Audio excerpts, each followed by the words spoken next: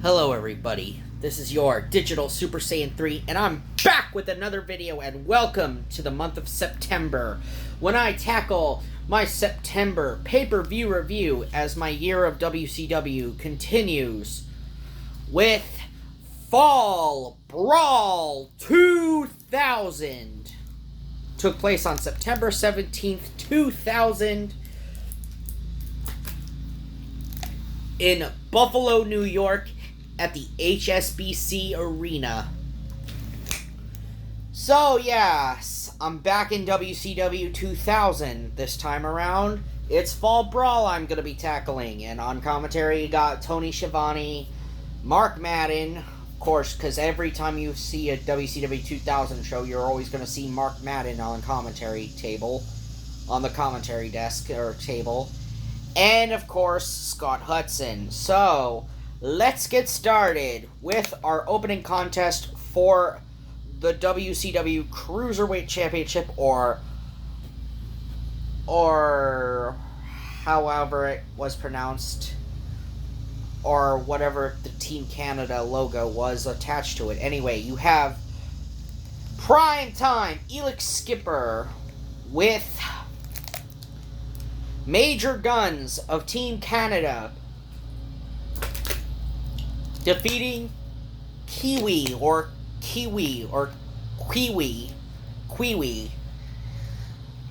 and he's with Miss Paisley. And yeah, this match was not all that great. A lot of the Cruiserweight title matches in WCW 2000 were absolutely trash. And yes, this is on that same level of trash. This was not a great match. Like, during the entirety of the match, you see the Perfect Event come out. All of them are on the stage. Why the heck are they out? Why the heck are they out here? And the end of the match, you see Mike Sanders come into the ring and he nails Kiwi in the back of the head. He's nailing him with a lead pipe. And then Primetime Elix Skipper gets the victory, and he retains the title. So I'm just sticking to calling it the Cruiserweight title. I know it was being called something else, but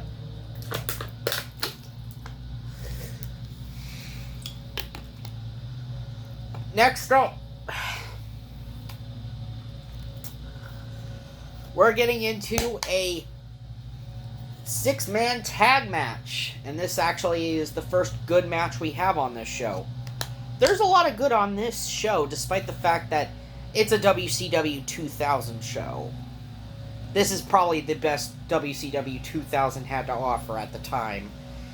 And we have the MIA, Lieutenant Loco Jr., aka Chavo Guerrero Jr., with Corporal Cajun, and aka Lash LaRue, and Sergeant AWOL, formerly known as The Wall, as they defeat 3 Count, Shane Helms, Shannon Moore, and Evan Courageous.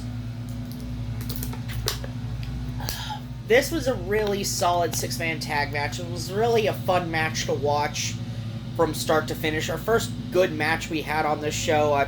There was even a fun table spot we had where AWOL went through the table that he set up at ringside. But in the end, the MIA got the W here. So, enough said about that. Next up,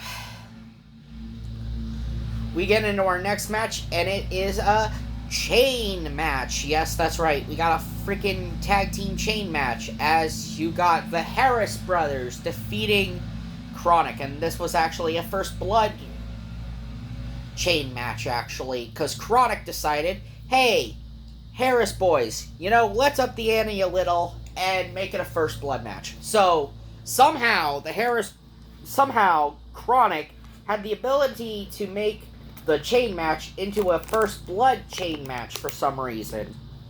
Since when did wrestlers have the audacity to make the match into whatever they want?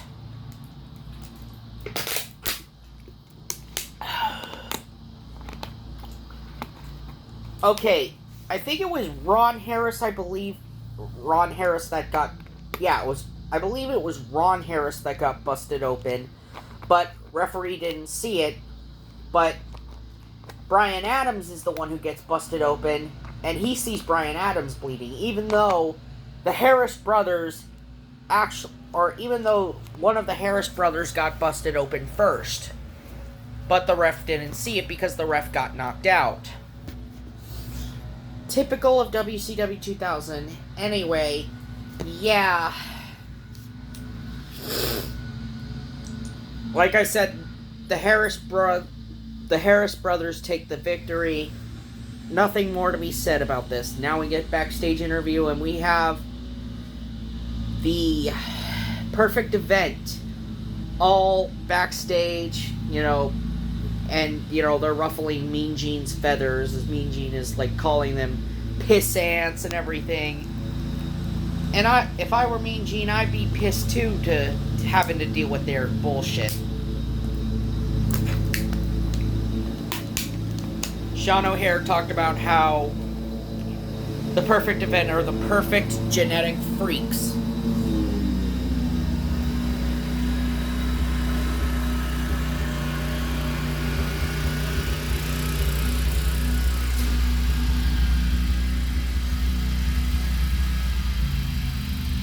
Yeah. Now we get into our next match. It's a 10-man elimination tag match. As you got the perfect event coming out. And you have Sean Stasiak, I believe, joining the commentary team for this match. He's on commentary during this match. And you have their opponents, the Filthy Animals, which also include Big Vito and, of course, Mr. Wonderful, Paul Orndorff. That's right, Mr. Wonderful, Paul Orndorff is in this match. This match was a really solid match to work, that this was an elimination tag match. A lot of the Filthy Animals do get eliminated, and only 2 members of the Perfect Event get eliminated. I believe Big Vito got eliminated, or not Big Vito. I believe it was Johnny the Bull, who was part of the Perfect Events team, and I believe it was Mark Jindrak, I think, that got eliminated. Yeah, I believe it was Jindrak that got eliminated, leaving O'Hare and Chuck Palumbo in there, like O'Hare, Palumbo, Sanders, and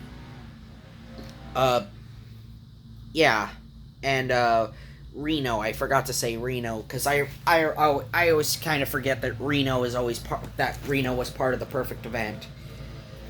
And anyway, the match had to be called off due to Paul Orndorff being seriously injured. I mean, Paul Orndorff, I believe, was like 59. 59. He had been retired for a while. He had been retired for a long while by that point. And, he hadn't gotten him back into the perfect shape. And right as he was doing the pile driver to, I believe, Palumbo, he nailed Palumbo with a pile driver. He injured his back and neck. He suffered a massive stinger. And, they had to call the match off. And Rey Mysterio was like the only guy that did not get pinned. No joke. Juventud Guerrera got pinned. Conan was the first one eliminated. Disco got taken out. Big Vito got taken out. And then, of course, the match had to be called off and be called a draw due to Paul Orndorff suffering that massive injury. And I'm kind of glad they did the right thing here, stopping the match to have to take Paul Orndorff out of there and the match having to end in a draw. And I believe Ray and Tigress went with Paul Orndorff. Next, we get backstage interview with Billy Kidman and Medusa as they are getting ready for their match against Shane Douglas and Torrie Wilson in the Pittsburgh Plunge Scaffold match. Yes, you heard it correct. The Pittsburgh Plunge Scaffold match. They talk about how they're gonna get their hands on Douglas and Tori, and then Douglas and Tori come out. Douglas tells them to lower the scaffold. They lowered the scaffold on the stage. And then, of course, Tori and Douglas get on the scaffold. Then Kidman and Medusa, they come out to no music. Yeah, they don't come out to any music whatsoever, Kidman and Medusa.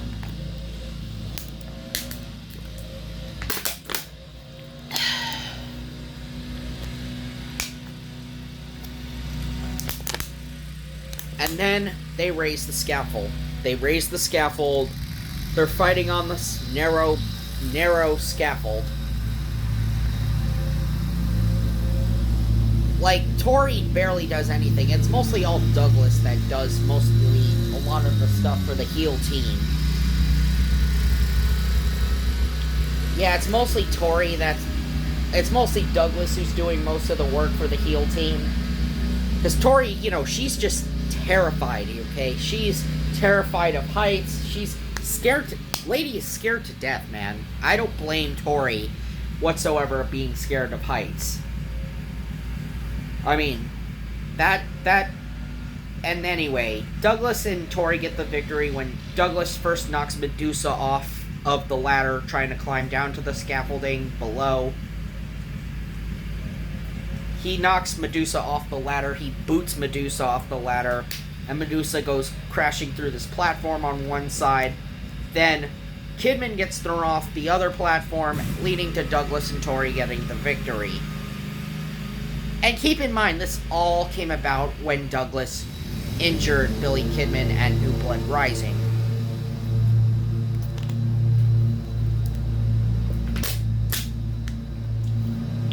Next, we caught up with Mike Tenay as he's interviewing David Flair at his house.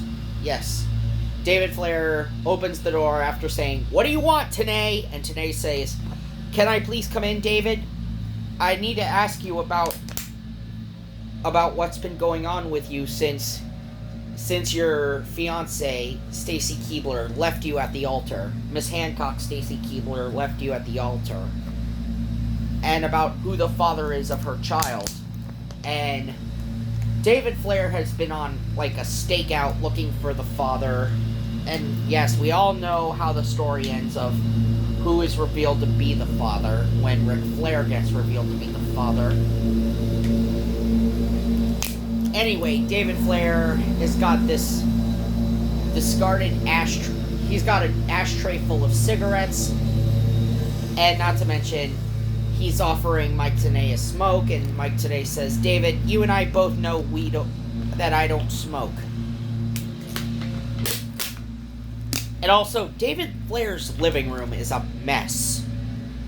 He leaves his living room a mess, and then he sees what appears to be a silhouette on his front lawn, but it turns out to be the mailman.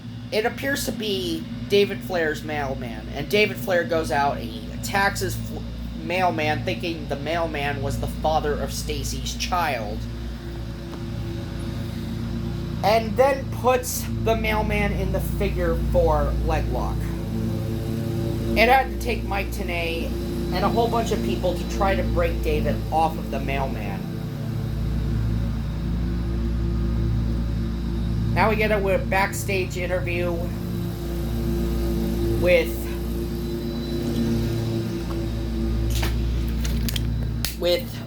General Hugh G. Rection, with special guest referee Hacksaw Jim Duggan for his U.S. title match he has against the champion Lance Storm, or as Lance calls it, the Canadian Championship, whatever the hell it's called, as he plans to bring the U.S. title, as of course, General Rection plans to bring the U.S. title back to the United States of America. And having the most patriotic wrestler in all of WCW in Hacksaw Jim Duggan be the special guest referee in this matchup. So, out comes Lance Storm with with Major Guns. Lance Storm and Major Guns come out.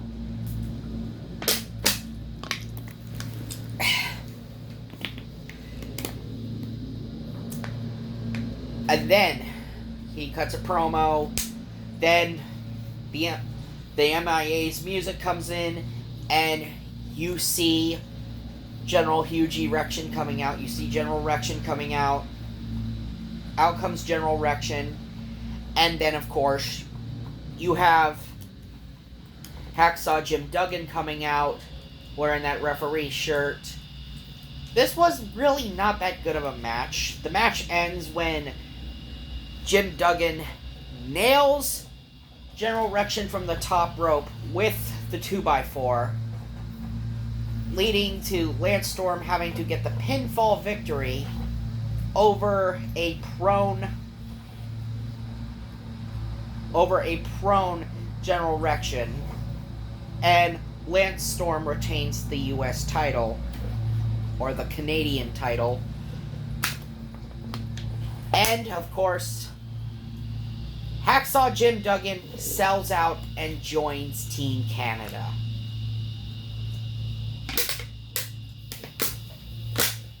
If I had to ask WCW, what made Hacksaw Jim Duggan a heel? No, really. What really makes Hacksaw Jim Duggan a bad guy in your eyes to have him turn on the United States of America just like that? I don't get it.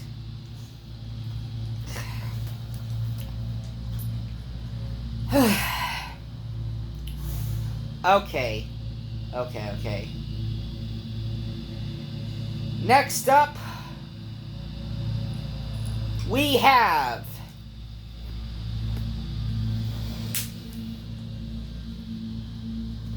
an interview with Sting, as Sting is being interviewed by Mean Gene. As Sting is about to talk about his title match he's going to have for the world title, as he will meet the winner of Booker T and Nash tomorrow night on Nitro for the world title. However, right as Sting was about to talk about that match, he is ambushed by Double J. He is ambushed by Jeff Jarrett wearing a Tennessee Titans shirt, or Tennessee Titans jersey. And don't worry, we'll get into Jeff Jarrett soon. And now we're getting into our next match, which is supposed to be a triple threat match, as you have the Great Muta taking on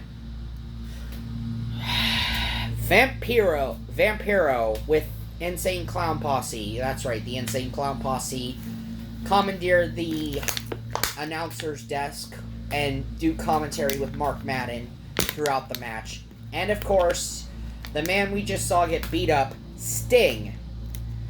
And now the triple threat match is on. This is a JCW rules. This is Juggalo Championship Wrestling rules, and Sting has to deal with it.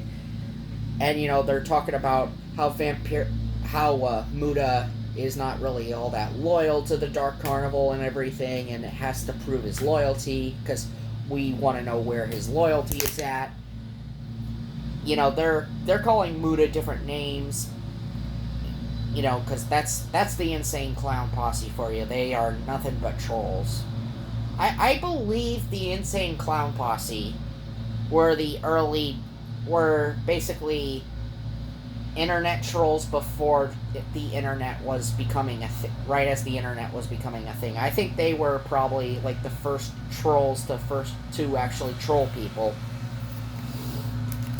Because the Insane Clown Posse does a lot of trolling in this match on the commentary desk. The match ends when, right as Vamp and Muta were getting into the ring, Sting nails all of them, including the ICP, who get up from the commentary desk with the baseball bat. Sting goes for the pin. 1, 2, 3. This whole feud with Vampiro is over. The whole business with the Dark Carnival's over. Sting just wanted to be done with it, and then he just is. So yes, even after a beatdown by Jeff Jarrett that he suffered, Sting still manages to get up and win his match. Speaking of Jeff Jarrett, here he is now, getting to take on Mike Awesome in a bunkhouse brawl. That's right, it's Mike Awesome, that 70s guy, Mike Awesome, defeating Jeff Jarrett in a bunkhouse brawl. And you had the Buffalo Bills in the house, because the Buffalo Bills were in the arena that night, because, of course, it's Buffalo. They're in their hometown. Of course, the Buffalo Bills, earlier that day had a severe loss to the New York Jets. So yeah, of course, they're still coming off of a loss to the New York Jets. But also, at the same time,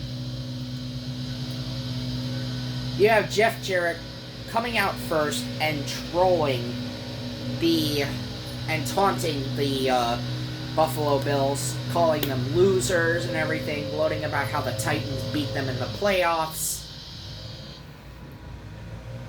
and how they will never, ever win a Super Bowl.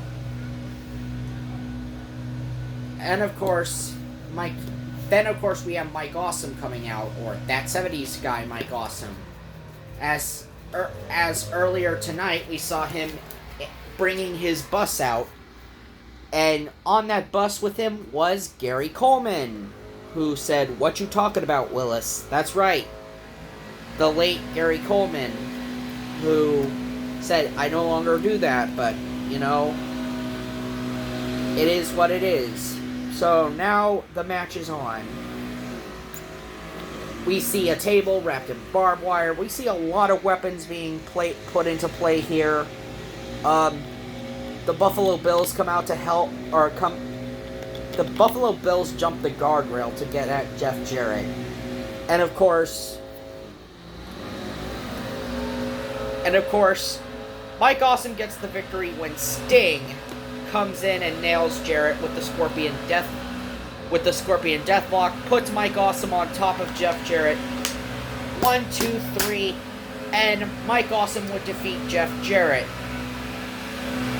as Mike Awesome would be celebrating with Gary Coleman and the Buffalo Bills. But of course, Gary Coleman, it wasn't really much of a celebration, because Gary Coleman got knocked out by Jeff Jarrett's guitar, because Jeff Jarrett, of course, he's going to hit someone and knock someone out with his guitar. And poor Gary Coleman was on the receiving end of the guitar.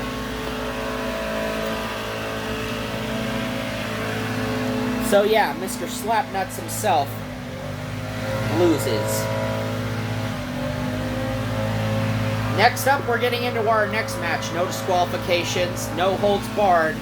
It's Scott Steiner and Goldberg. No titles on the line, it's just personal. Goldberg had caved in Scott Steiner's face with a lead pipe. And not to mention, put Madeja through a table with a jackhammer backstage. Of course, Steiner would get even by kidnapping Goldberg's bitch, or Goldberg's girlfriend. He would kidnap Goldberg's girlfriend and put the Steiner recliner on her.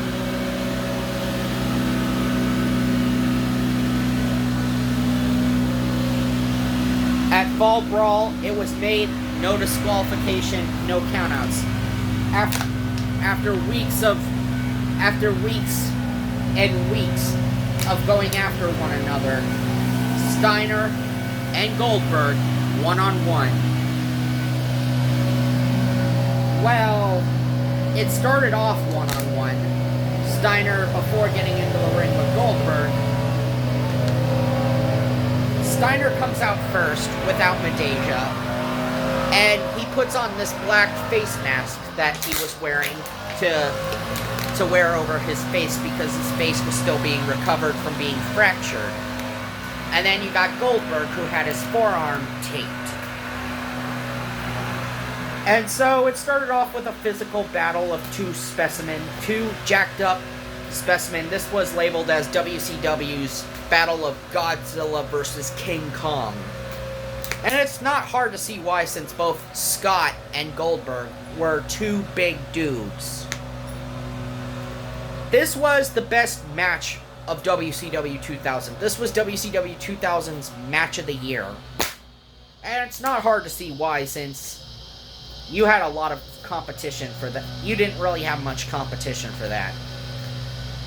But of course, the ending of this match really bugs me as Vince Russo comes out. Of course, Vince Russo has to show his stupid face. I'm better than 80% of that roster. I'm better than 80% of that roster comes out and uses his trademark baseball bat as he's the Batman of WCW because he wields a bat. He hits Goldberg over the head with a bat. Madeja uses that big-ass lead pipe. We see a table getting brought into play here. Goldberg got lacerated. And Steiner ended up beating Goldberg. Putting the recliner on Goldberg. Goldberg has nothing left. After he took a large amount of punishment, Goldberg was out. And Scott Steiner is your victor. I'm not a Scott Steiner fan. I've made that clear plenty of times. I'm still not a Steiner fan. But, you know, Scott got the victory here. Now we get into it. The main event for the WCW World Heavyweight Championship. As World Champion, Kevin Nash defends the WCW World Heavyweight Championship against Booker T inside of a steel cage. This match went about 9 minutes. Now, this match came about when Nash beat Booker T on Nitro for the WCW Championship. And Jeff Jarrett was the special guest referee. He knocked Booker T out with the guitar, and Nash covered Booker for the 1-2-3, and ended up becoming the new champion. So Nash is the new champion. And of course, Booker wanted his rematch at Fall Brawl. He gets his rematch, and it's in a steel cage. It's keeping out Jarrett, it's keeping out Steiner, it's keeping out a lot of the people who helped Nash become the champion. So it's Nash and Booker one-on-one inside the steel cage, and man, this was a really good match. This was a very good cage match. From start to finish, Nash got busted open. He's bleeding like profusely. Booker ends up getting the victory, hitting the bookend on Nash. And Booker T wins back the WCW Championship for the second time. So now, Booker is the champion yet again. Can you dig that? Sucka! So yeah, Booker T is the champion yet again. So this was WCW Fall Brawl 2000. Final thoughts?